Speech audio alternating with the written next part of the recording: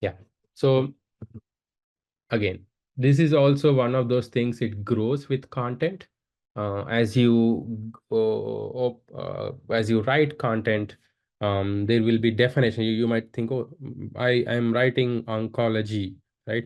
Users may not know what oncology is, so I may have to give them some definition. So they hover over it and see, oh, oncology means this is a field that relates to cancer, right? That kind of definition will be needed oftentimes, right? Especially to explain technical terms, and also to provide more details about what that particular term is. Um, so that's when you define glossary, and it changes per organization. Your organization may have certain items, glossary entries defined, and another organization may have different entries defined. So again, it helps users understand your content better, and you're also standardizing the terminology.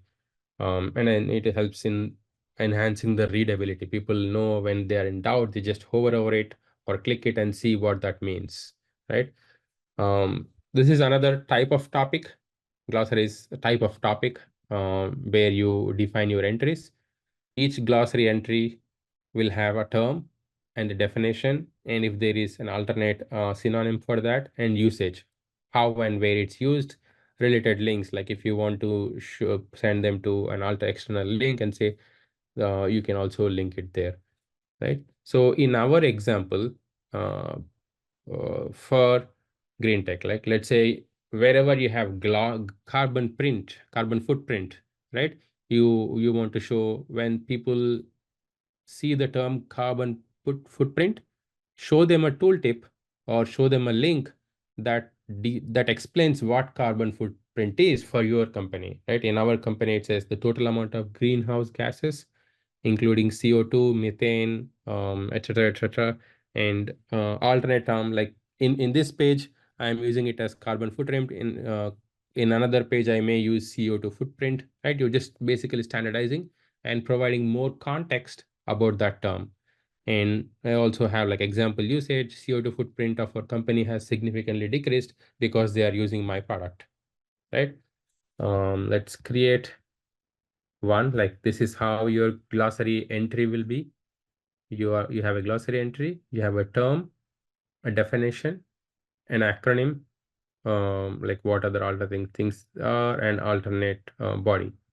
And if you see in the body, I am saying, for my case study, Stanford, renowned for its commitment to sustainability, aim to further reduce its carbon footprint, right? That is by default.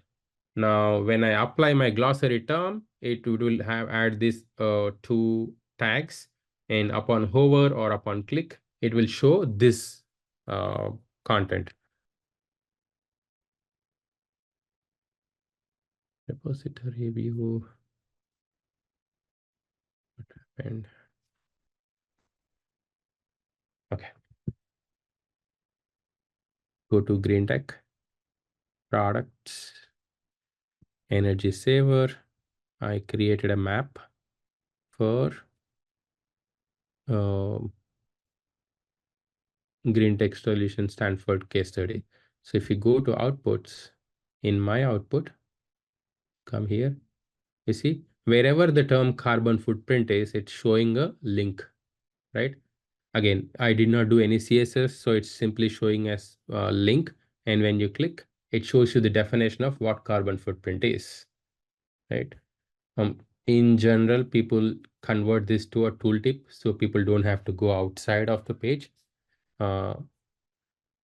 And give more definition to what carbon footprint is. Similarly, there will be bunch of terms defined like AEM. If you talk about Adobe, right? Wherever they say AEM, we know what AEM is, but somebody who's reading it for the first time, they may not know what AEM is. So they will just hover over it and say, oh, AEM means Adobe Experience Manager, right? CCMS. Whenever you have short forms to long forms, abbreviations, or when you want to add more context to a term, when the term is like too technical, people may not understand. That's when you define glossary and explain what the term is.